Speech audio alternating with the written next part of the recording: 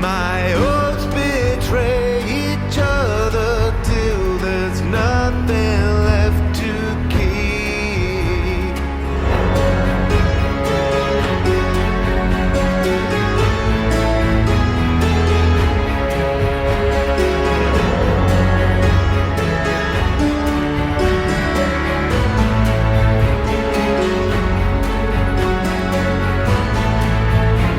Only Us by Miracle of Sound. Alright, welcome back to the Shardbreaker podcast. This is episode 17 of The Way of Kings. We read chapters 65 through 68 this week. And this is our second to last episode of this book.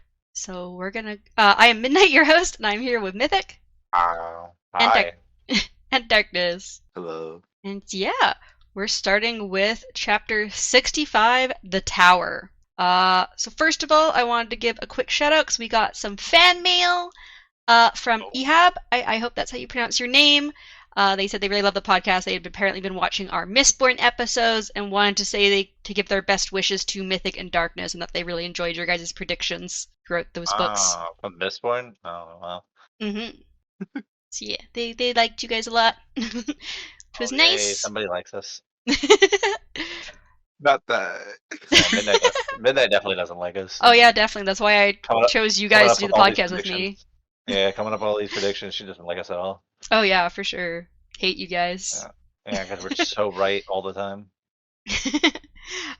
Also, this chapter started off with a map of the Battle of the Tower drawn and labeled by Navani Colin, circa 1173, which I think this is the first time we actually get a date of what year it is, so apparently it is currently 1173. And so yeah, you get a little picture of what the tower looks like, and where their kind of forces came in from. And then we get our epigraph, which is, I see them. They are the rocks. They are the vengeful spirits. Eyes of red.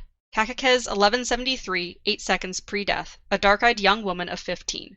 Subject was reportedly mentally unstable since childhood. So what do you think this epigraph may be referring to? They are the rocks. Maybe there's some rock people instead of crab people. Or maybe they're just thinking that the crab people are rocks, you know. You said Voidbringer's Darkness in referring to this? I'm assuming they're talking about Voidbringers. I know that you had a thought that the Voidbringers might be made of stone, because in one of Dalinar's visions there was a bunch of, like, destroyed stone creatures. Maybe it's not even... Could be, like, wrong interpretation, huh? Hmm. Because we didn't even... Did we see them even do anything? Or... We have never seen the Voidbringers, really, in Dalinar's visions. We've seen the aftermaths of fights, we've seen him fighting the Midnight we've Essence. seen, like, the rock creatures or whatever. We've seen, like, the corpses of what seems like rock creatures, yeah. But we've never seen them No. thriving or whatever. No, I don't believe so. We've not seen... Okay, so Anything- yeah, that could still be, like, a wrong thing, you know? Mm-hmm. Maybe We just they're know the that good there's guys, none of and they these were- rock creatures in current days. Maybe they were trying to protect everything. Who knows? Maybe. So we start this chapter with Dalinar's point of view as he looks over the plateau called the Tower. It was one of the farthest plateaus they had been to, and so the march there had been very long. Usually plateaus this far out were close enough to the Parshendi that they'd have the gem hearts out before the Alethi got there. But this time Dalinar saw that they were still working on extracting it.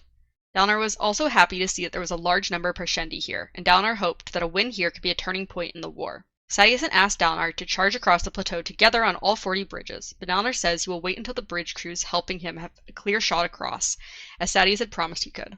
Sadeas shakes his head but agrees. They then agree to have dinner together tonight, as long as Elhokar doesn't complain about them missing one of his feasts. So what did you think about Sadeas' attitude here, considering we know he's going to betray Dalinar? Did we not already assume he was going to betray him, though? Like, I had full that was- faith, to be honest. That really, he was you had gonna full be- faith, though? Yeah, I honestly thought they were gonna be chill, but Yeah, no. Apparently not. I'm pretty sure I called it early when he was first saying that he wanted to make a whatever alliance kind of thing with him. Mm-hmm. I was like, yeah, this isn't going to go well. But yeah, what did you think, though, about, like, Sadeas being like, oh yeah, we're gonna have dinner together, right? Mm-hmm. Naive is what I think. that's what we call snake-ass bitch behavior. Exactly. So Sadeasin heads off to begin the charge on the tower, and Dalinar watches over the plateau, thinking of the best ways to corner the Parshendi. As he goes down to check on Adolin, he can see the one group of armored bridgemen on Sadius' plateau, and he wonders why they're the only ones who are armored. Adolin then asks where Dalinar would like to make the assault, and Dalinar points to a section of the plateau. We then move to Kaladin's point of view as he dances away from the Parshendi arrows, allowing them to get close so the Parshendi continue to focus on him. The Parshendi across the chasm from him chanted their angry song they did whenever they saw someone wearing the carapace of their dead. Eventually the arrows stop as Sadius' forces push the Parshendi back. Even with the distraction, 5 bridge crews had been downed. Kaladin could feel the stormlight within him, although he had to be careful not to draw too much in so that he didn't glow visibly. Someone calls out to Kaladin, and he turns around to see one of his men injured. Scar had an arrow to the foot, and Moash brings Teft over a moment later, and he had an arrow in the shoulder. Kaladin gives the men some... Who gets hurt by an arrow to the foot? Like, seriously? I know, that's what Scar says too. He's like, of all things, why an arrow to the foot? So Kaladin gives the men some instructions for Scar's wound as he looks at Scar and tells a few of the other men to keep an eye out for the Parshendi. Kaladin is then handed a knife, and he begins to cauterize Teft's shoulder wound, though he worries about scarring. So did you think that these were going to be the only injuries, or were you expecting this to just be the beginning for Bridge 4? I expected like deaths left and right. Yeah, I'm surprised they're still alive. Mm-hmm. Yeah, we didn't get any like major deaths of like very important people. Like we didn't like lose Rock or Taft or anyone. So we switch back to we switch back to Dalinar's point of view as Sadius creates an opening for Dalinar to get his bridges placed. Dalinar quickly charges across, summoning Oathbringer as Sadius' line breaks and he begins swinging at the Parshendi. Parshendi begin to chant their war song as Dalinar's men back up, allowing him to push farther into the Parshendi forces. Dalinar feels the thrill and he begins to let the Blackthorn free, although he feels disappointed that he hasn't seen any of the Parshendi Shardbearers yet. Suddenly Dalinar feels something hit his shard plate and he turns to see some Parshendi a bit away using large slings to throw head-sized rocks. Another rock hits his arm, and Dalinar begins running through the Parshendi forces. A large rock, a head-sized rock. I mean, yeah, it's a big rock. With his ego, I mean, his head's probably huge. Slicing through them as he makes his way towards the rock throwers. He slices through the legs of the Parshendi rock throwers before climbing up onto their platform and beginning to throw the rocks at the other Parshendi. He continues to enjoy the thrill as he jumps down from the ledge and begins swinging his shard blade around, slaying any Parshendi in his path. Dalinar felt victorious as the Parshendi began to fall back. Gavilar had been the leader, but he had been the warrior. So what do you think about fully seeing the Blackthorn fight here? It was as intense as I figured it would be. You know, he did have those little moments that I was talking about last time where he would like be like, shit, you know, like what am I doing? For this moment though, he's like full on just like absolute like destroyer, just murdering people left and right. Dalinar gleefully surges forward with his soldiers and raises his blade up at a Parshendi that had fallen down. The Parshendi was just a youth, and the thrill instantly vanishes from him. His soldiers continue to move forward, one stabbing the youth in the neck as they passed, and Dalinar can see the dead and dying all around him. The Parshendi who were injured, but not dead yet, hummed a haunting melody. All of them sang at the same time, as if they could all hear some far-off song. Dalinar feels sick, but also thinks they killed Gavilar. So what do you think? They killed Gavilar! What do you think about the fact that the Parshendi can all somehow stay in like time with each other on these songs, even if they aren't close enough to hear each other? Hive mind. Yeah, I was say it's definitely like a hive mind or something. That'd be awesome. So Dalinar hears the words "unite them" in his head, and he wonders if when all of Roshar had been united in the past, if it had included the Parshendi. His sickness grew stronger as he walked through the field of dead bodies. Suddenly, Adolin calls out to him and brings attention to the fact that a second Parshendi army had arrived. Dalinar thinks that the scouts should have warned them, but then he sees Sadius' army abandoning them and taking his bridges with them. So what do you think about the thrill leaving Dalinar in the middle of battle? He just doesn't have the heart for it anymore, obviously. I was gonna say, wasn't it like triggered willingly though? So like he can feel the thrill as he's like fighting, and he embraces it previously, and then when he sees like the very young Parshendi that he's about to kill, he can no longer feel it. He's just like sick to his stomach instead. Okay, well it's emotion based in general. Mm-hmm. It seems to be, yeah. Also, do you think that Dalinar's visions about uniting them also mean the Parshendi, or do you think it's just yeah? Yeah, no, I definitely think it's both. It's all of them. Unite everyone, not just your people. Do you agree, Darkness? Do you think it's like a bigger unite them, like unite all of Roshar, not just like the Alethi? That would make sense, but good luck doing that after all these years of fighting. I mean, crazier shit has happened in these books specifically. So. That's fair. So then we get chapter 66, Codes. And we get an epigraph that is, that chanting, that singing, those rasping voices. Cattext 1173, 16 seconds pre-death. A middle-aged potter. Reported seeing strange dreams during high storms during the last 2 years. So first of all, what do you think of this reference to chanting and singing? Personally, Right. that's literally what my mind went to instantly, but I mean, as far as we've seen, I don't think it can refer to anything else, really. that's not true. Really? What else? Who else could it be referring to? There's plenty of people that love to chant and sing. Also, though, what do you think about this mention of this potter seeing strange dreams during high storms? Almost Well- like somebody else we know. Didn't I have some theory about like people who are able to use whatever power being able to like being the ones affected by it? Mm-hmm. Yeah, I think you did mention something like that, I'm because, gonna stick with that. okay. So do you think there's, like, a lot of people out there, then, that are having these high storm dreams? And do you think they're, like, all different, or do you think, like, some of them are having the same dreams? So I think Darkness, you came up with that theory because Kaladin had also had, like, this weird vision Yeah. during the high storm, or, like, flying over Roshar. I think they could be different for sure. They're all different depending on the person. Yeah. Hmm. What do you think, Mythic? I mean, I think that it's whatever being close to the whatever the thing I can't remember what the fountain things were called again. Oh, the perpendicularities? Yeah, I feel like it's just being close to one of those, to be honest. You think it's just, like, residual effects of the Mhm. investiture in the area? Yep. So we move to Kaladin's point of view as he finishes bandaging Scar's foot and telling him that it'll have to be carried back. Nearby, Lopin was feeding Teft water, which annoyed Teft as he said he wasn't an invalid and could drink himself. Kaladin then begins looking for some men to bring Scar and Teft a bit further from the battle, just in case they need to retreat, but he thought that unlikely, until he saw that Sadeas was retreating. The only possible explanation Kaladin could think of was that Sadeas was injured. Kaladin instantly begins giving orders to his men to get Teft and Scar. He then tells Moash to come with him. Moash asks what is happening, and Kaladin replies that he thinks they are fleeing because Sadeas is injured, but likely not dead unless they are still flying his banner to keep the soldiers from panicking. However, as Kaladin and his crew get ready to pull their bridge, Kaladin sees Sadeas and his honor guard completely unharmed. So what was your first thought when you saw that Sadeas was retreating but completely unharmed? Did you instantly figure out, like, oh, this was obviously planned? I didn't know if it was. I didn't think it was planned. I just thought, like, he's a coward and he's giving up. I thought it was. Yeah, I thought it. No, I thought it was like a genuine like retreat. You know. Yeah, like he literally thought, "Oh, we're not gonna win this, so I'm gonna leave now." Yeah, it was like a couple like sentences or paragraphs later where they were like, "Oh, like the others are not retreating, right?" Like Dalinar's people. Mm-hmm. Yeah, that at that point I was like, "Yeah, they're gonna retreat right after." No. So Kaladin then sees Dalinar's forces still fighting and being surrounded by the new wave of Parshendi soldiers. Kaladin realizes that Sadeas is abandoning Dalinar and thinks that this betrayal is even worse than Amaran's betrayal to him. Kaladin moves closer to Sadeas and his honor guard and hears Sadeas saying that Dalinar's honor would get him killed one day. So what do you think about Kaladin thinking of this betrayal as worse than Amaran's betrayal of him? Kind of true. I mean, there was like no ability to live from this one. Right. It's, I mean, if Kaladin didn't have what he had, yeah, exactly. and But I'm just also saying, did like, like the what dude he doesn't know that though. So usually does, that would have ended up like so bad. Also, like, Dalinar and Sadeas, I'm sure, like, even they know that Dalinar and Sadeas are, like, much closer. Like, Amaram and Kaladin didn't really even know each other. And also, there's obviously much bigger implications for a High Prince to betray another High Prince. Like, just across, like, the country. Mm. So, although Yeah, Amaran's because he was thing was, like, "Isn't this gonna like end up in war or whatever?" yeah, he's But- like, this is gonna, like, cause a war between, like, all through Alethkar. Oh, I'm so excited to see how he's gonna react to Dalinar being fine.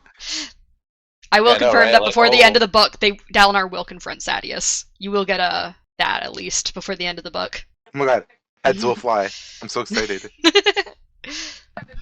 So we then switch to Dalinar's point of view as he cuts down Parshendi, thinking that Sadeas had planned his retreat well. Using all 40 bridges meant that Sadeas was able to retreat quickly before Dalinar could get his men through the Parshendi forces and to the bridges to try to get across before they were pulled away. Nearby, Adolin shouts that he told Dalinar not to trust Sadeas. Dalinar replies that he knows, as Adolin continues to go on about how they gave Sadeas all the control in this assault. Dalinar thinks that Sadeas will pretend he had to retreat and that attacking together had caused the Parshendi to attack in an unprecedented way. He thinks that some of Sadeas' men may talk and that the other High Princes will eventually know what happened, but the other High Princes were displeased enough with Dalinar to not care to bring it up. Dalinar catches Sadeas looking back at them briefly before continuing away from the plateau. Are you going to say something there, Mythic? yeah, I agree. I mean, I agree that that's exactly what the suit's gonna do. Yeah. Like, Like it just makes Dalnar's sense. pissed off everyone, so they're gonna be like, "Oh yeah, Sadeas totally did that on purpose, but doesn't matter. We didn't want like him anyway." We didn't like him anyways, so But yeah, what did you think about Dalnar being wrong about Sadeas? Because he was all like gung ho, like Sadeas won't betray me. We were friends in the past. The visions told me to trust him, and then yeah, no, that was a mistake. still think he should have trusted him. I mean, they're really it leads to something, obviously. Yeah, It's and I gonna be mean, Kaladin. as they say in this next paragraph, like, what other choices did Dalinar have? Like, no one else was fighting with him. He was trying to like bring about a closer end to this war. Like, he didn't have a lot of options left to him. Yeah, that's fair. So Dalinar and Adolin pull back behind the front lines briefly to get some water. As they drink, Dalinar thinks that both of them and all of their men know that there is no surviving this. Dalinar asks Adolin to blame him for this, but Adolin says Dalinar couldn't have done anything differently. Adolin says that Dalinar was right to follow the codes and that he just wishes that he had seen Sadeas' betrayal coming so they could have avoided this. Dalinar is shocked to hear Adolin say this, but agrees that he wouldn't have done anything differently. He thanks Adolin and then makes a speech to his men, saying that they followed the codes because they loathe the people they would be otherwise. The men seem resolute, even though they know they will die here. Dalinar summons his Shardblade and says, Will they though? I mean, a lot of them do.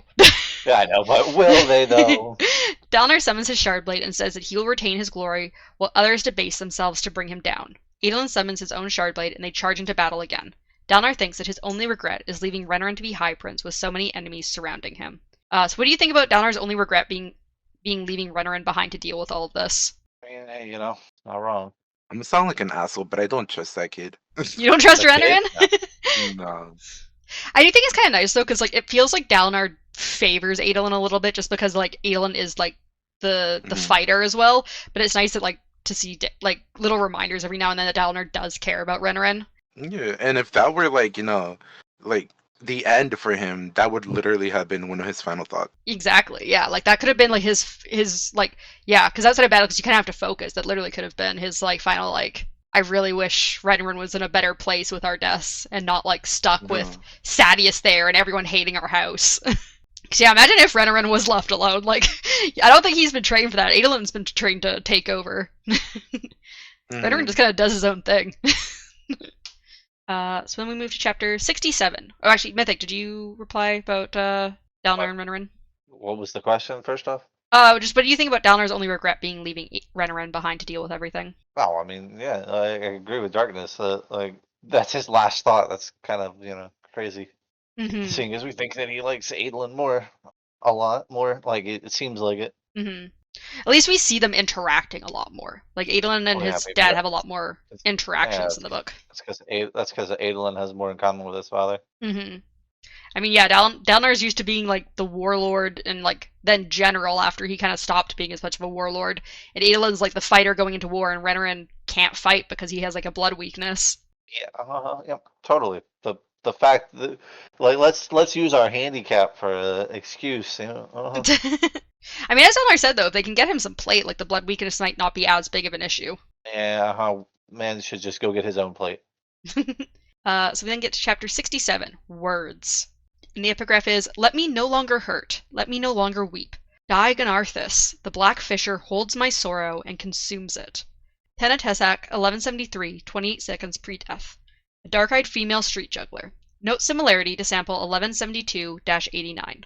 So what or who do you think the black fisher is? The guy who found Nightblood? the sword. Nightblood? Yeah, It's the black fisher! the moment it said Fisher, I was like, man, I gotta bring this up. I'm totally bringing this up in the podcast. That man's gonna come back. We thought he was dead, but he actually returned, and now he's gonna show back up on Roshar. Exactly. Because Warbreaker is earlier in the timeline than Stormlight. It did happen Wait, he's still beforehand. returned? I said maybe he'll return, because the fisherman died. Nightblood killed him, but like, if he returned, he could still be around. Who knows? So we switch back to... Wait, what? What if Nightblood was just a modified Shardblade? Would be pretty cool, wouldn't it? It's just a sentient Shardblade. So I can actually, I can reveal something about that. There's been a word of Brandon where there's apparently, Nightblood is based off of Shardblades. Apparently, what were they called? The Five Scholars had world hopped at some point, and they got the idea for Nightblood from Shardblades, but he is just a normal sword that was heavily invested. Okay. Heavily invested. Yeah, because we learned that what they did was they put Heavily. because they put, remember, a fuck ton of the one, what was her fucking name? Vasher's, like, wife, way back when, that was Dent's sister. Yeah. She, like, invested Nightblood. She, like, awakened him, like you would a lifeless, with, like, a fuck ton of breaths, and that's why he, Yeah, he definitely has a lot of breasts. You will never get over the fact that when I say breaths, it sounds like breasts, will you? You said the same word twice. I did not! It's my fucking accent! I'm trying my best! You're trying your best. Oh my god. Find your breath. I'm sorry that my accent makes those two words sound so similar. Anyways, we switch back to Callan's point of view as Bridge 4 lags behind the other bridge crews because they have to use men to carry Teft and Scar, meaning the ones carrying the bridge are struggling. However, the army doesn't have to wait for them because of how many bridge crews are here. Sadeas' betrayal of Downer weighs on Kaladin's mind as much as the bridge weighs on his shoulders. Kaladin tells his men not to place down the bridge and that they'll cross on one of the other bridges since by the time they place it, they'll have to pick it up again. Kaladin and the rest of Bridge 4 glance back at Downer and his men fighting the Parshendi on the tower, and all of them seem to be sickened by what Sadeas has done. Vital calls for them to hurry up, and Kaladin suddenly comes up with an amazing idea. He tells Vital that they need to rest and that they can cross with their own bridge. Vital begins to protest, but then realizes that if the Parshendi come after Bridge 4, he'll finally be rid of them, so he agrees. Yeah, I love that part. The whole, oh yeah, well, you know, if he does this, then he dies, and I don't have to worry about him anymore. Yeah. So what do you think about, Vital allowing Kaladin's bridge to fall behind? He's like, oh yes. Because he's like, what happens if the Parshendi come after you? He's like, I don't know. And Vital's like, wait, that would be a great thing. Yeah. You do what you want. That was funny as fuck, but also like, fuck you. Also, considering Kaladin ends up saving Dalinar, do you think Vital is going to be executed like the guy before him? Possible. Wait, who was the guy before him? I don't remember his name, but remember there was a Light Eyes who was like in charge of Gaz, and he was the one who was like, oh yeah, side carry's fine. And then he got executed, and then Gaz disappeared. And then Vital got put into place, and his wife is the one who's mainly been in charge of things. But she doesn't come out on the bridge runs. And then, so they've been in charge now. Now Vital's like, oh yeah, do what you want, guys, because that didn't fuck over the guy before me. Nah, that's crazy. I mean, to be fair, it probably would have been good for Vital if they had actually escaped and not come back for Dalinar, because like he'd be like, oh yeah, they just died. And it would have also been great for them. Yeah. So, so once Vital has left, Kaladin eagerly tells his men that this is their chance to escape. They can slowly fall further and further behind until they can't be seen anymore, and then they'll use their bridge to escape. Kaladin says they'll have their pouch of spears that Kaladin always carries, and that there are dead soldiers nearby that they can scavenge for weapons and supplies. However, Kaladin then realizes that they still have wounded men back at camp, and says he'll have to stay behind. Kaladin explains that he'll pretend they were attacked, and when Sadeas' men come back to scavenge from the dead, he'll be picked up with them so that he can go back for their wounded.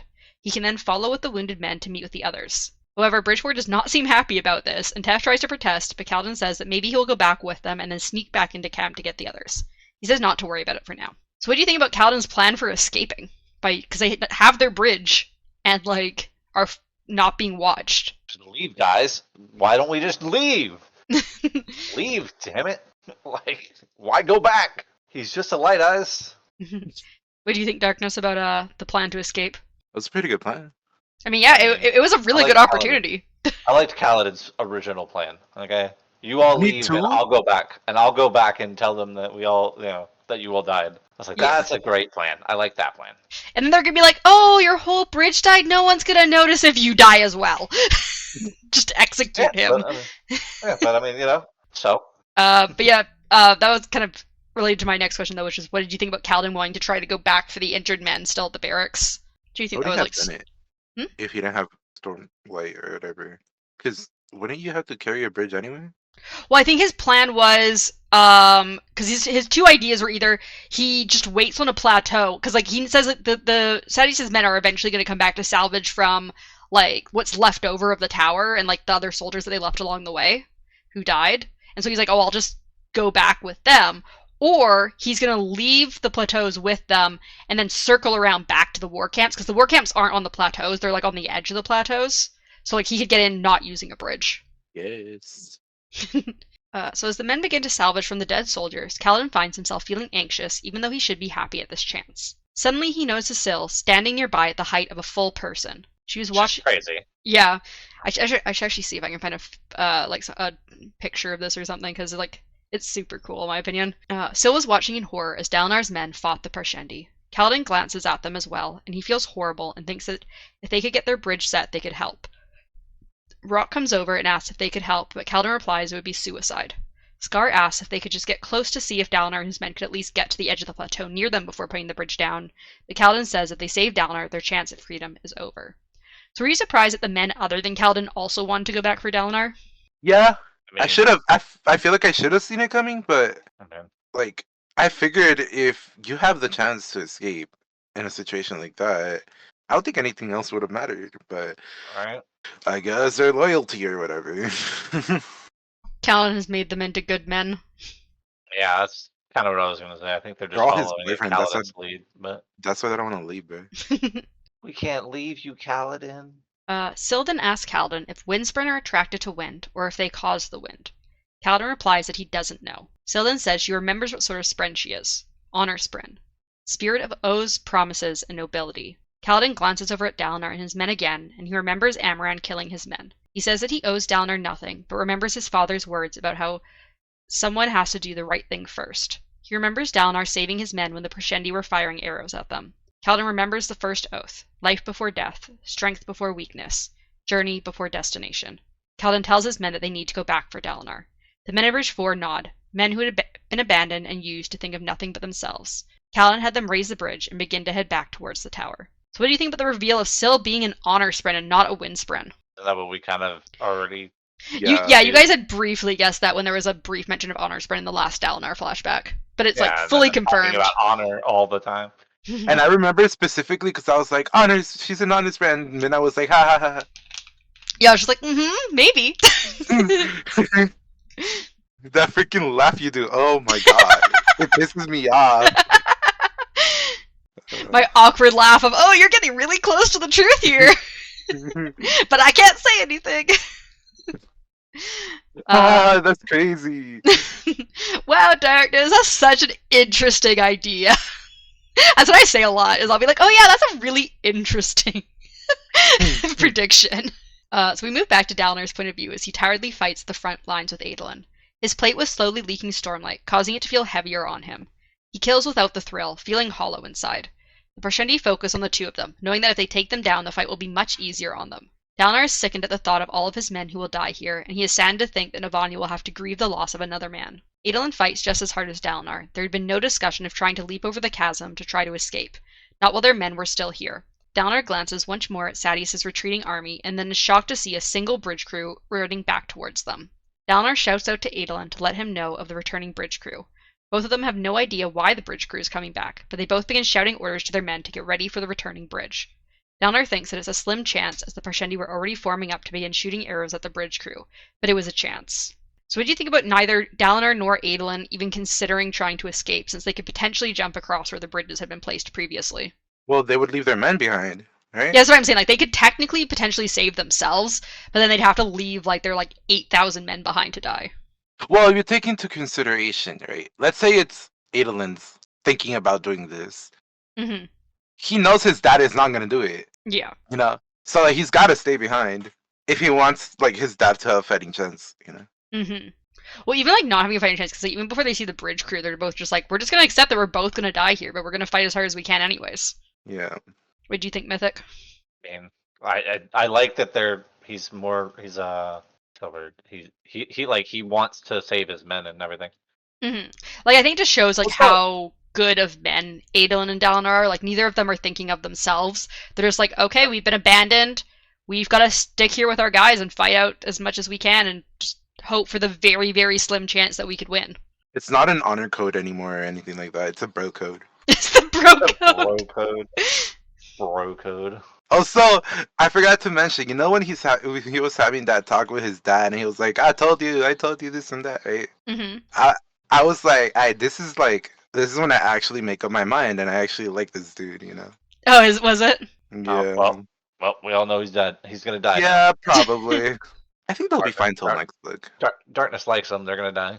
Yeah, so far it seems like that definitely all of our main people are true, safe until the end of the book. Because the fight's over. Besides the confrontation with Sadeas, the fight's over. Yeah, we only have one episode left, right? So Yeah, you guys literally get to read to the end of the book after this. yeah, no, you could just left. You could just let us read the 69. Goddamn. I'm sorry! So we switch back to Callan's point of view as he runs forward with his shield and in the Parshendi armor.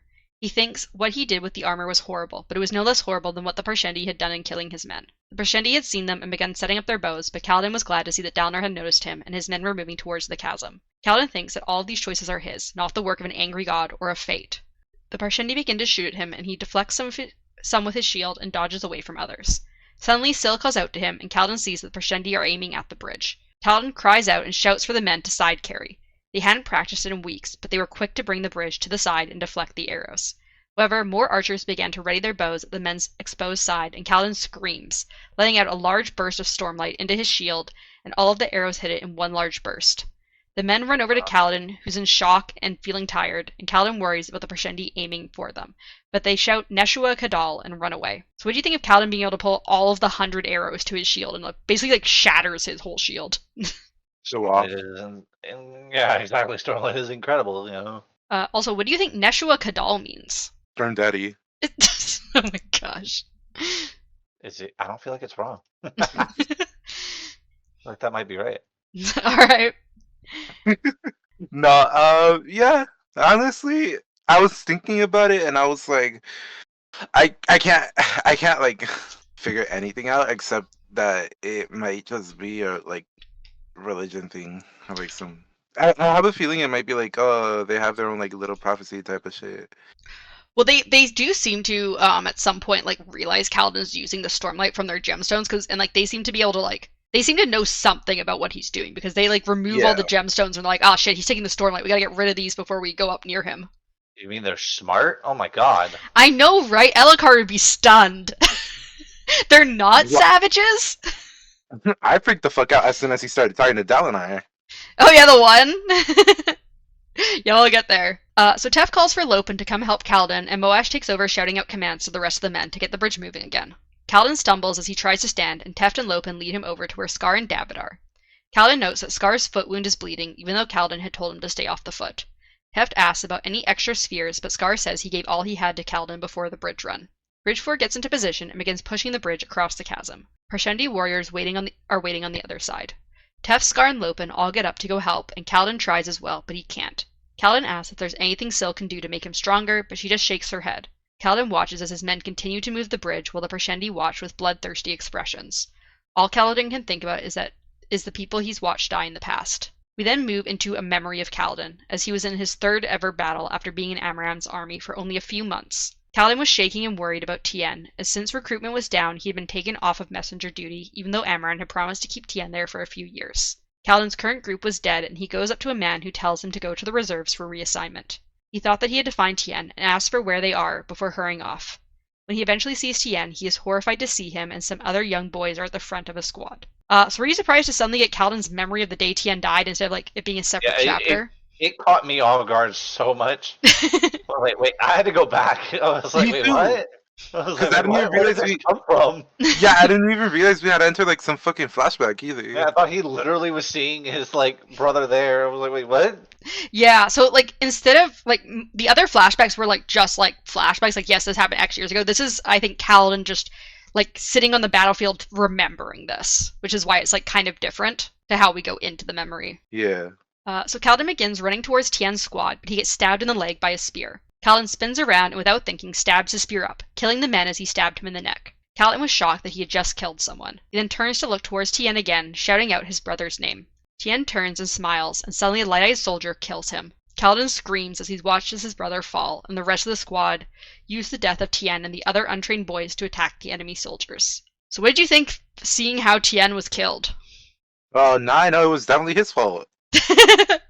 I don't know if Tien would have survived that even if he hadn't heard Kaladin shouting for him. Okay, maybe, but also, Kaladin really is pissing me off with the amount of times he's calling somebody's fucking name in the middle of battle. And they get killed, yeah. That's his go-to! Just start shouting people's names until you get their attention. So fucking annoying. Just go in, help them, and then, they'll figure out you're there. What did you think, Mythic? I was the same way. I was like, why would you call somebody out and distract them during a fight? That's just crazy. I mean, at least Tien got to see his brother before he died. Yeah, totally. Right before he died, literally That's the only last thing he fight got to he did. see. He died smiling. Uh-huh. That's horrible for Kaladin because that's the only thing he's gonna remember. Yep. The smile on his brother's face, yeah, for sure. And Uh, the fucking stick going through him, yeah. Yeah. Mhm. So Kaladin hurries over to his brother's corpse and calls the man in charge of the squad a bastard for putting Tien in front. The man just says you need to turn a liability into an advantage, and that Kaladin should remember that if he lives. Kaladin wishes he could protect Tien. He ties up his own wound and then lays next to his brother, telling him he'll protect him and bring him home. So during this little part here, Kaladin quotes this man earlier in the book when he brings I Lopin was onto gonna bridge say, 4. it sounds familiar. Yeah, so Yeah. Kaladin, when Good. he had been choosing a bridgeman, he'd been allowed to choose one, and Lopin was like, "Hey, choose me!" And he had thought at that point, turn a liability into an asset. So he kind of turns this guy's kind of callous remark into an actual, like, I'm gonna help someone moment. So what did you think about that kind of switch around of that phrase? He clearly had a crush on that guy. Yeah, clearly. God, he would I hate mean, me. that dude literally lives rent free in Kaladin's head. So Apparently. I mean, the guy told him to remember it, and he remembered it. yeah, and then use it in his own way. So we How then go romantic. We then go back to the present as Kaladin hears men dying and thinks the same thing will happen to his men. Syl speaks, asking Kaladin if he It knows the will. words.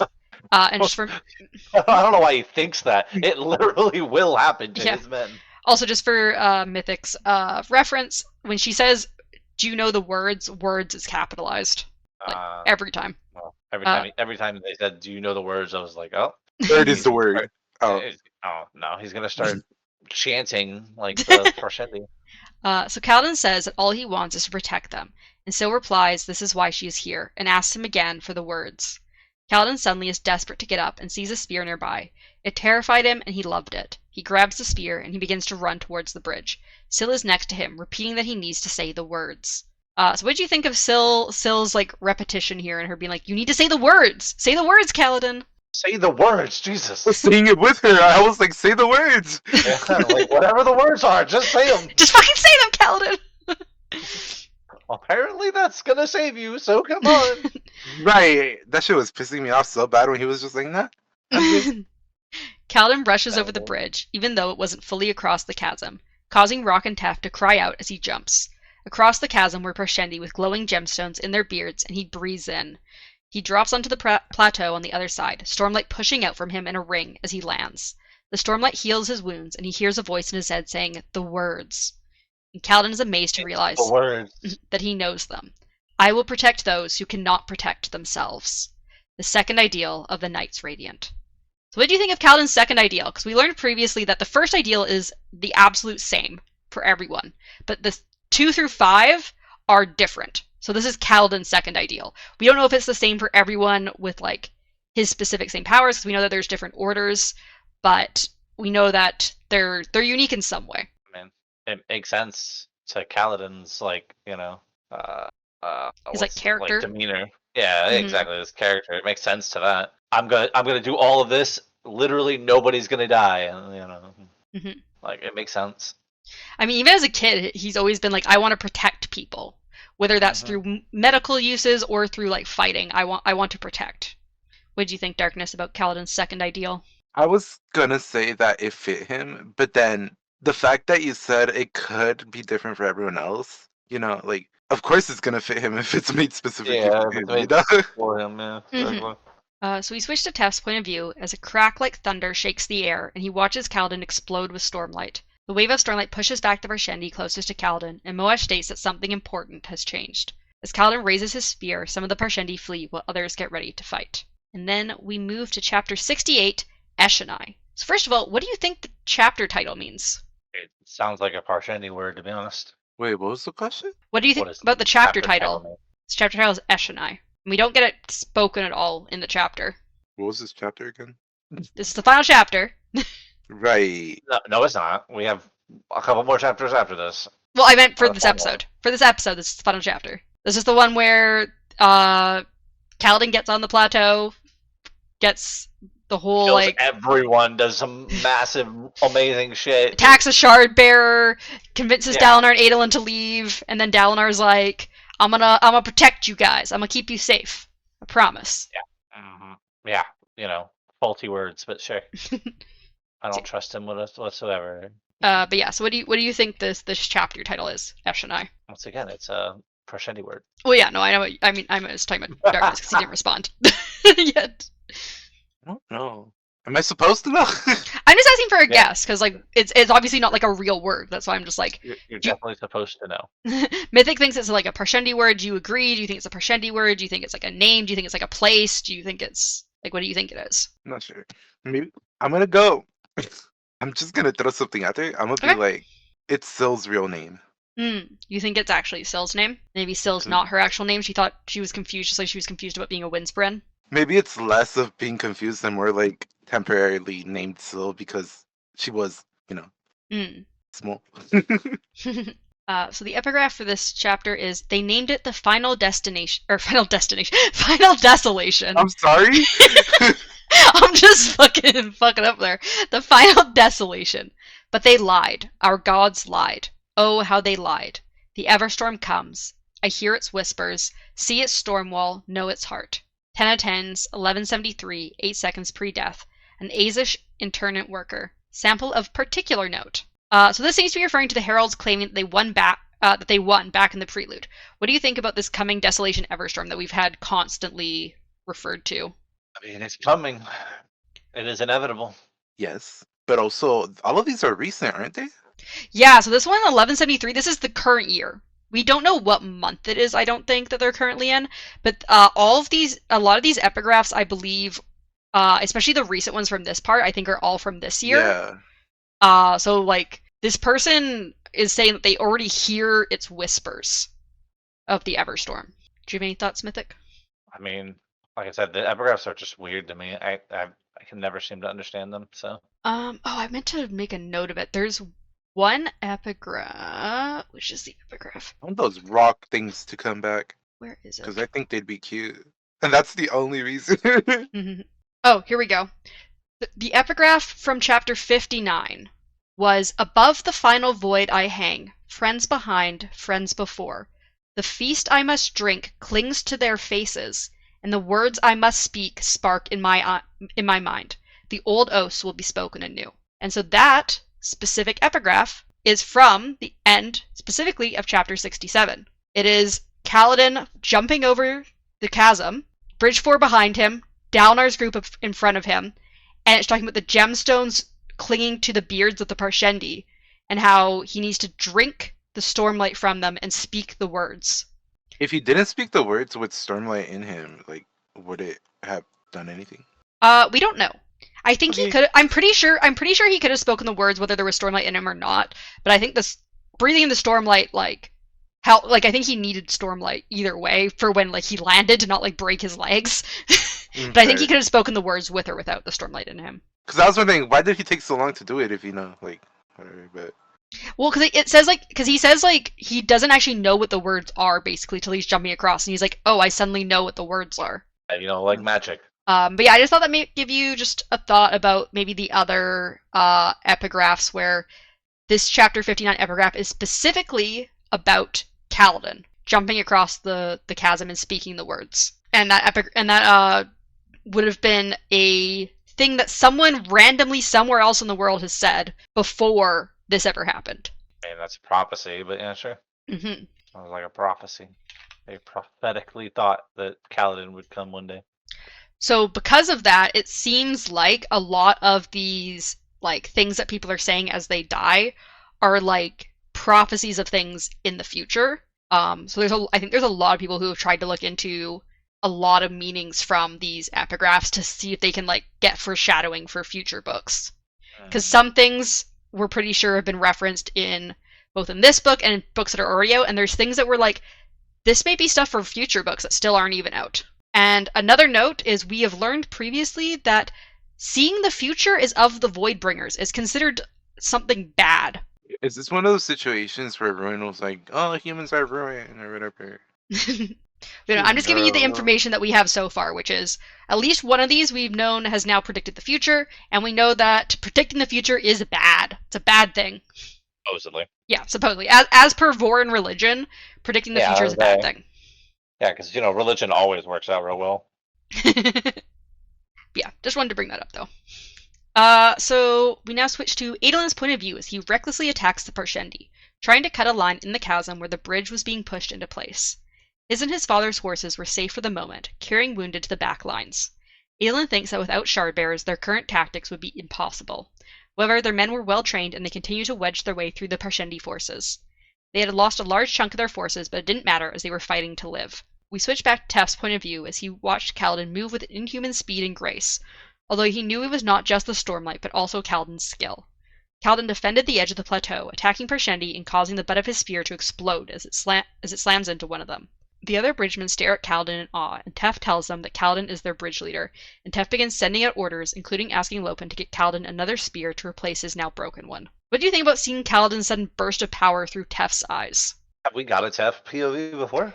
This is the second one that we've only gotten during this episode, I believe. Yeah, I was talking about before this. Yeah, I don't believe we've gotten any Tef POVs before this episode. What do you think, Darkness, about seeing Kaladin's burst of power through Tef's eyes? I thought it was cool that we got to see it from a different perspective rather than just Kaladin and what he feels. Didn't someone mention that he was glowing at some point? Or he was Yeah, so white or all Yeah. of the bridgemen saw him glowing. All of the bridgemen got to see like all of that shit, and then later on, Dalinar briefly thinks he sees Kaladin glowing, but like he's like super like concussed or something, so he's pretty sure later that like he was like imagining things. Oh, even if that he angered wasn't. me, by the way. The fact that he got a head injury and he's like, I don't know if this is happening. Oh my Because he's like, wait, he was glowing, and then he looks again. He's like, oh, he's not glowing now. I guess I was imagining things. I just hate in general like stuff like that because I'm like, just no, it's just like tell him or whatever. So we move to Dalinar's point of view as he roars and leaps down from a ledge at the Parshendi, the straggling members of his Cobalt Guard following him. He thinks that the bridgemen are likely dead already, but he's blessed them for their sacrifice. Suddenly, he breaks through the army of Parshendi and is shocked to see the bridgemen fighting the Parshendi. It was the most glorious thing that Dalinar had ever seen. Adolin cheers as he arrives beside Dalinar, and Dalinar begins shouting for his men to help the bridgemen. As he continues to fight, he is shocked again, this time to see a Parshendi in Shardplate holding a Shardblade. So what do you think about Dalinar and Adolin suddenly getting this surge of hope at seeing the bridgemen? I mean, it's a way out. Yeah. I mean, I think they finally saw hope. Mm-hmm. So Dalinar is upset that the Shardbearer showed up now, but it made sense that he showed up as Dalinar was about to escape. Dalinar wonders if, like the Alethi, the Parshendi allowed their soldiers to try to beat the Shardbearer to win the shards for themselves. The Parshendi swings at him, and Dalinar parries, worried about the weight of his shardplate as it was continuing to leak stormlight. Dalinar tries to slam his shoulder into the Parshendi Shardbearer, but the Parshendi dodges out of the way and almost hits Dalinar in the back. Dalinar gets some high ground and hits the Parshendi in the head, cracking its helm and barely dodging the swing at his legs. The Parshendi follows him up on the ledge and swings again, shattering Dalinar's forearm plate. Dalinar swings his own shardblade and shears the rock beneath the Shardbearer's feet, causing the Parshendi to fall to the ground with a crash. Dalinar then removes the gauntlet that had been attached to the now broken forearm plate, and then shears a piece of rock free again, and it falls onto the Parshendi as he tried to get up. So what do you think about the Parshendi Shardbearer showing up at the end of the battle? It seems very human to take. Seems very smart. Yeah, but also to take advantage of everybody already kind of leaving. And being tired and all that. Yeah. That's what I was thinking. Dalinar slowly heads down to the Parshendi Shardbearer, his one leg dragging from the broken pieces of his plate. By the time he gets down, the Parshendi is on his feet and still has his blade. Others form a ring around them, not interfering. We move back to Kaladin's point of view as he spins, cutting through the Parshendi and feeling more alive than ever. He felt a rhythm to the battle, almost like the beat of the Parshendi song. They attacked in waves, fervently trying to get to the bridge. Syl twirled around Kaladin in a blur, dancing like a leaf on the wind. Kaladin tried not to think about the fact that he was killing while protecting. His spear broke, and Lopen threw him a third one. Kaladin felt that you learned about your enemies when you fought them, and Kaladin was impressed by the Parshendi. They seemed to respect his skill and focused on the most skilled men of Bridge 4, while leaving the injured Teft and Scar mostly alone. However, he still killed them, as they would take down Dalinar and his army if he left them alone. By the time he sees a Shardbearer with blue soldiers coming towards him, his glow had faded, as the Parshendi had taken the gemstones out of their beards before coming to fight him. So what do you think about how honorably the Parshendi seemed to fight? The way that, because if it were, because I was gonna go straight with maybe they're following the same concept codes? or whatever. Yeah, but then sorry, I was just thinking what made like Kaladin so much more different than Dalinar or whatever. In order for him to be able to get whatever abilities he got from all this. But Syl discussed that she was the one helping with that, right? Yeah, she said it was her fault. Yeah, so basically she says later on that like basically it's them together that causes the powers. So it's Yeah. she So gives these powers to Kaladin while also taking something from him so that she can become more like sentient and aware. maybe She can maybe stop it herself. So maybe that word that they were like saying or whatever was them recognizing that like Sil chose him or whatever. I think it was like Right? maybe like Spren chosen or something it translates to, or something along Yeah, those lines. and maybe the word for the chapter is actually the name of the bond. Like the name in their language or something. Specifically Kaladin and Sil's. It's very possible. It could be like the word for maybe like the whatever order Kaladin would technically belong to. Because we know that in Alethi, the name of the bond is the Nahal bond. Mm-hmm. So it could be a translation of that, or yeah, as you say, it could be like some sort of translation of like specifically like Kaladin and Sil. Like we know that there's like names of orders like the Stone Wards and the Wind Runners and things like that. So it could be Yeah, like but something not like only that, but like I'm assuming it could be like a like specific name for this bond in like a prophecy sort of way. Like how do I explain this? I think you're explaining it just fine. Yeah, but it's sort of like how there was that name they used for ultimately Ruin was that freaking mask or whatever that they had in the paintings in the windows and stuff, right? Back Yeah, in so Mistborn? I believe the like strange like tentacle monster thing Yeah, was I like their forgot interpretation of Ruin. I forgot what they called it, but They called it the Deepness. yeah. It was So the like, what darkness, if you know? it's in like that sort of situation where their thing is like named that, but it has a different name to what it actually is, which is like Mm-hmm. the deepness versus ruin. Yeah, possible. Did you have any thoughts, Mythic, about how honorably the Parshendi seem to fight? Honor. They're probably all hooked to honor spren, so they have to be honorable, or they don't I get their think powers. that you're gonna say they're hooked on honor, like they're hooked on drugs. No, they're hooked on Darkness, you had also honor. brought up They're that hooked on like honor like they're hooked on crabs. you had Oh. also brought up Darkness like how like you were like wondering what the difference between like Dalinar and Kaladin is. Do you think Dalinar is gonna somehow get an honor sprint as well then? No, I think he's gonna get a different type of spren. I mean, he's very honorable, but you know, It's gonna be a glory sprint. yeah, something. something. So Kaladin takes this moment to go over to the bridgemen as they rest, most holding wounds. Rock reports that Malip, Earless Jax, and Narm are all dead. 5 of the others had serious wounds, but Rock and Lopen had taken care of them. Kaladin then commands the men to go back across the bridge, telling Tef that he's in charge and asking Moash to stay with him on this side. Kaladin then begins trying to usher the wounded Alethi soldiers across the bridge, although some of them seemed dazed. So we're surprised that none of the most prominent members of Bridge 4 died. Yes, very. I honestly thought they would at least lose half their fucking force. I thought I they'd think- lose at least one person. I was thinking Rock, but you know. I think this is like I was thinking Teft. I think this is like the only book we've read so far where like a main character or a main side character has not died by the end of the book. Although we still haven't gotten to the end. So you never know. Right? I like how she says that before we even finish the book, you know? You don't know. But at least at this part in this like main big fight here, we surprisingly haven't lost anyone. I wonder how Sadius is gonna twist it. So Kaladin asks the most intact looking soldier who his immediate commander is, but the man replies that his commander and his second are both dead. Kaladin then hears someone shouting out about a commander of the rear guard, and he goes over, but the man was coughing up blood. Kaladin immediately tells the man speaking to him that he's promoted and now in charge, and to get the I men love across that. the bridge. I loved the Kaladin just, you're promoted. Can he do that? Yeah. I'm like, Yeah, the man asks who Kaladin is, but Kaladin just tells him to go, and the man salutes before going off to do as Kaladin had said. But yeah, so what did you think of Kaladin taking charge? Because like this guy I think is also like a light eyes. He's like, you're promoted, you're in charge now, get the fuck over there. If anyone questions you, tell them to come talk to me. who are you? He's like, Who excuse am I me. telling them to come talk to? What? Yeah, he's like, okay, yes sir, salutes. Like, I'm just imagining him, like, talking to somebody and being like, yeah, so this guy right here told me to do it. And do you know who this guy is? It's like, you No. realize that guy's a dark-eyed He's a slave. He's a slave. He's Why a- were you listening to a slave? He'd be, like, demoted immediately, farther than he was already. Oh, God. He'd end up in the bridge runs. Oh no. Yeah, he'd be a slave himself, yeah, for sure. So Kaladin continued to look for people in charge, but it seemed the uninjured ones were still holding the front lines. Kaladin eventually gets to a man who is part of the Cobalt Guard, and Kaladin asks why they aren't moving towards the bridge. Man replies that they won't leave without Bright Lord Adolin, and that they aren't currently sure where Dalinar is. Kaladin sighs and begins cutting his way to the front line towards Adolin, breathing in small amounts of stormlight to keep himself from glowing. Kaladin stops just outside of Adolin's fighting range and can see that he's struggling even as he takes down dozens of Parshendi. Kaladin calls out to Adolin, and he eventually hears Kaladin and retreats. He asks who Kaladin is, and Kaladin just says he's the man who saved his life, that he needs to order his men to retreat.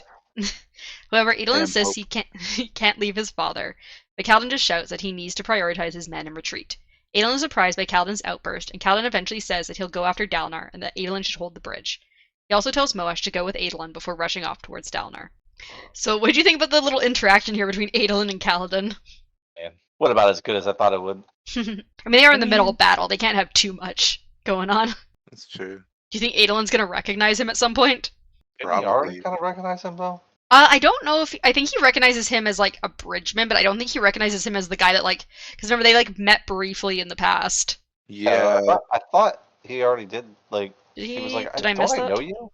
No, he didn't. Because that would have been. I would have said something about that.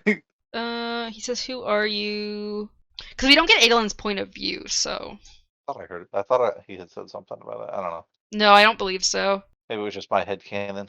I think it was. Well, you don't even want to know what my headcanon is. Oh, Yeah, God. we already know your headcanon ships. It's okay. Do we? Mhm. Yeah, you keep saying it. I think I've been Boyfriend, blocking it girlfriend. out. I know he ships Shalon and Yasna. Oh my god. What? They're dead. Just so you know, they're both dead. Together. Both dead? I don't think they're both dead. Yeah, they're both dead. I mean, we haven't heard from Yasna in a while. Apparently, like, they haven't heard back I from think her. Yasna might be dead. I don't think Shalon's dead. Shalon's too integral to the story right now. So we move back to They were Dalinar's point. itchy, though. We move back to Dalinar's point of view as Gallant rushes towards him. He's on his knees, and the Parshendi kicks him, knocking him to the ground and shattering his helm. Dalinar had dropped his blade, and he looks up at the Parshendi, who surprisingly doesn't attack. Instead, he speaks in Alethi and says that he had found Dalinar at last. Suddenly, the ring of Parshendi are disturbed, and for a moment, Dalinar thinks that Sadeas came back for him. Instead, it was a young man with a spear who was glowing. So what do you think about the Shardbearers? What do you think about the Shardbearers speaking Alethi and saying he had finally found Dalinar? They're all human beings. No, I think he says it's definitely a Parshendi. He can like see the No, his, like, they're all stuff human on- beings. They're you all can the see, same like, his- creature. What stops the Parshendi from being human, though? I mean, they're humanoid. They're not actually. They're definitely not human though. Okay, but what if they were human? Yeah, what if they were human and they just got like a mutation, you know? I mean, maybe. Yeah, like, come on, don't be racist. Just because you grow a couple extra limbs doesn't mean you're not human. Just because you grow some, like, crustacean armor doesn't mean you're not human. So do you think this Shardbearer though? Do you think they were like one of the ones that was like at the feast 6 years ago? Do you think they were like, considering they're like a Shardbearer and seem important? Do you think they were like one of the main people that Dalinar met in the past? So, and that he can't remember because, like, he can't remember his wife's name? Yeah.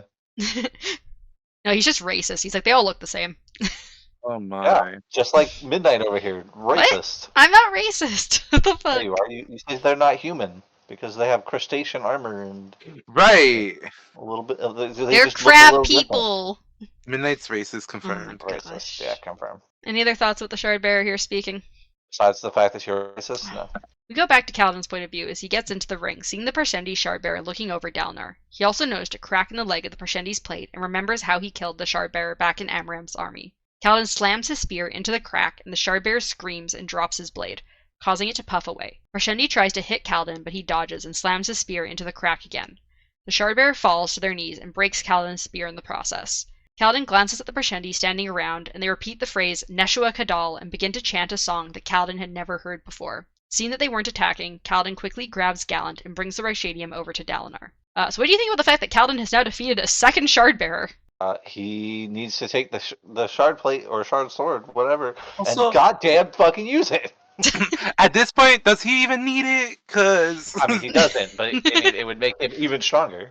well, I feel like it would be different considering that. Wait, I wonder if it could take the form of a sphere. Does it change form when It does not. somebody does it? Yeah, no, it would not go well with him. He does not know how to use a sword. Yeah, Currently. and It's a especially shard plate. since like Like, come on. I mean, It- he could have a shard plate. it did like explain your that crustacean armor, you know. Did it explain what? Sorry, Dickness? it explained that it heightens what you already know. you know, like the Stormlight or whatever. Yeah. Mhm. Like it just masters it or whatever. I mean, wearing It's not gonna shard go well. plate, wearing shard plate would probably mask the fact that he's glowing. That's true. Yeah, because then he could blame it on the shard plate. Exactly, because it's infused with stormlight. He's like, nah, it's just the shard plate. I'm not glowing. That's just fucking like when he opens his mouth, like a fog of fucking starlight pours out. It's just the shard plate. It's kind of cold in here. So we go back to Dalnar's point of view, still dazed as he gets to his feet and sees Kaladin gesturing for him to come to Gallant.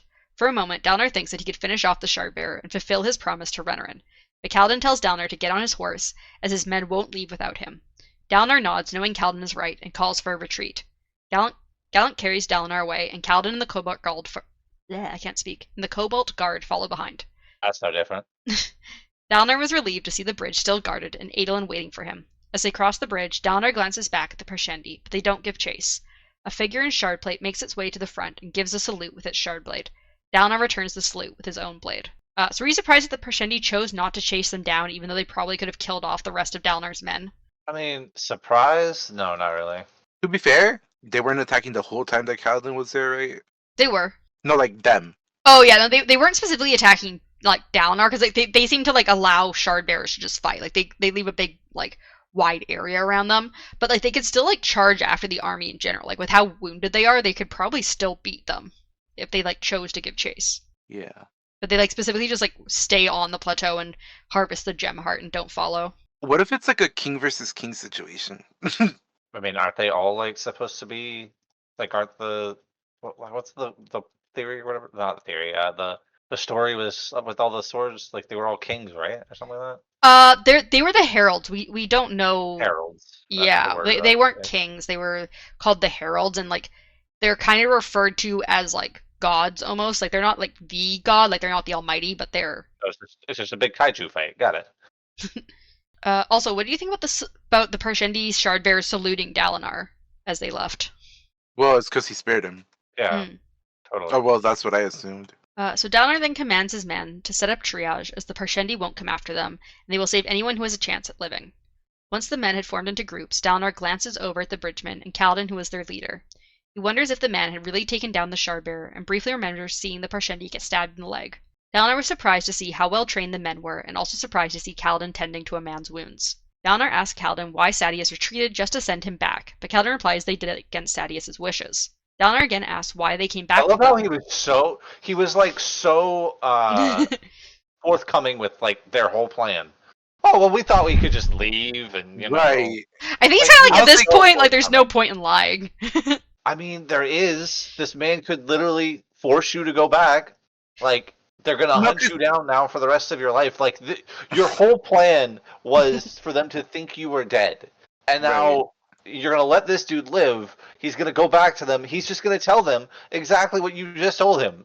They Well, left. Kaladin says that like we're too injured to escape now. He's kind of just like we're just gonna have to go back because we're too injured to like try our escape plan. Yeah, but now it's even worse. He tells them, hey, by the way, these guys are trying to leave, and then what? They, just gonna let them go. Oh yeah, okay. But Dalinar asks again why they came back to them, and Kaladin just shrugs. Dalinar then asks what he can do to repay them, and Kaladin admits that they have been planning to escape. Dalinar suggests buying them from Sadeas, but Kaladin says that if the two go to war, Dalinar's camp won't be any safer for them. Dalinar thinks for a moment before saying it will not come to war. Kaladin still replies that Sadeas won't let them go, but Dalinar says he vows to keep them safe. Kaladin reluctantly agrees, saying they can't escape now anyways, so with so many wounded, and with some of their men still back at camp. So yeah, what did you think of Dalinar's promise to Kaladin, just like their general interaction? And unfortunately, I don't think it's gonna. I think it's going to be like he's gonna actually stick to his word. But because I would rather all the Light Eyes be absolute dumbasses, and evil. But we know that's not gonna happen with this guy specifically. So.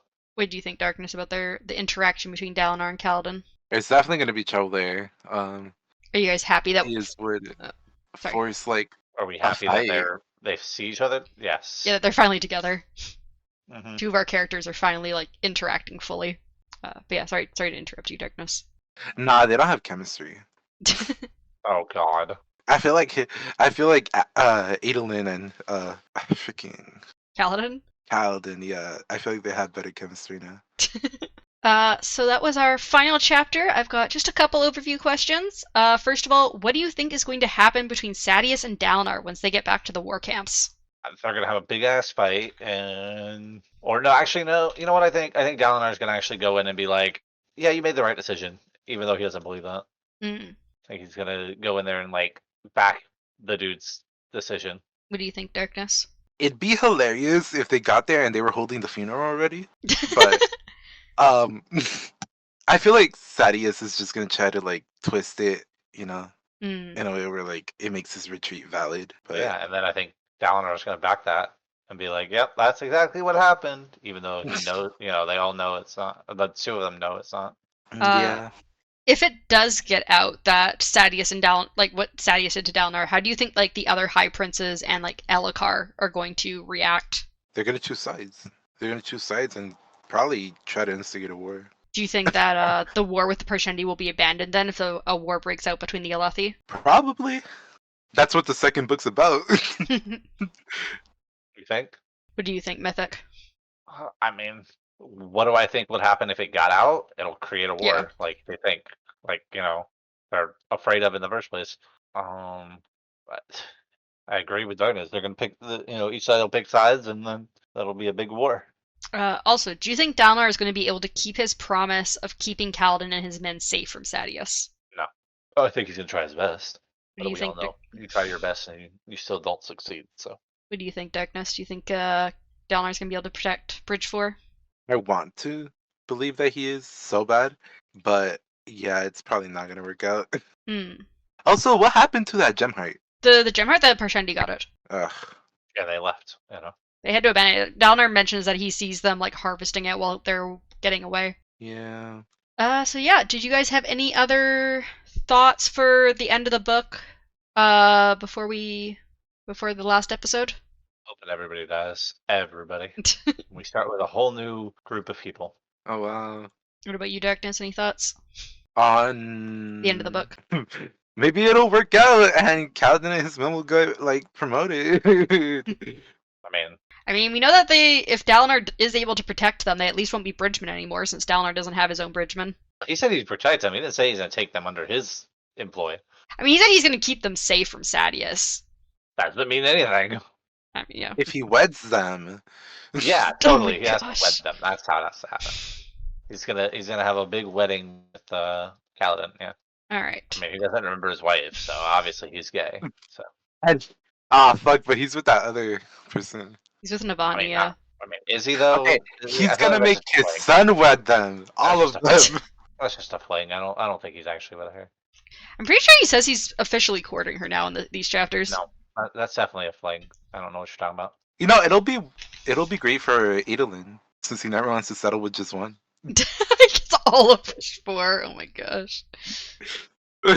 Anyway, so for next week, we are just finishing the book.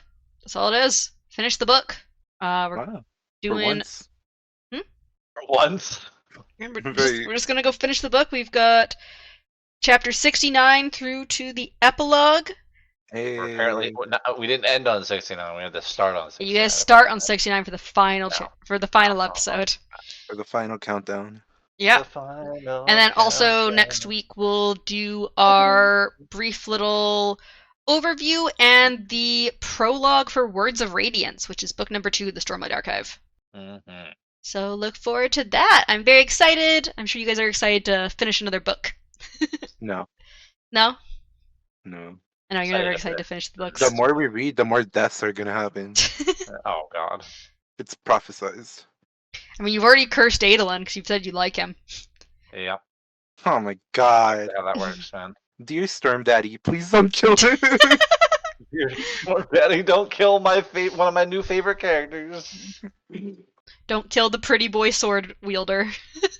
But yeah, thank you guys all so much for listening and look forward to our final episode of The Way of Kings next week. Bye! Bye.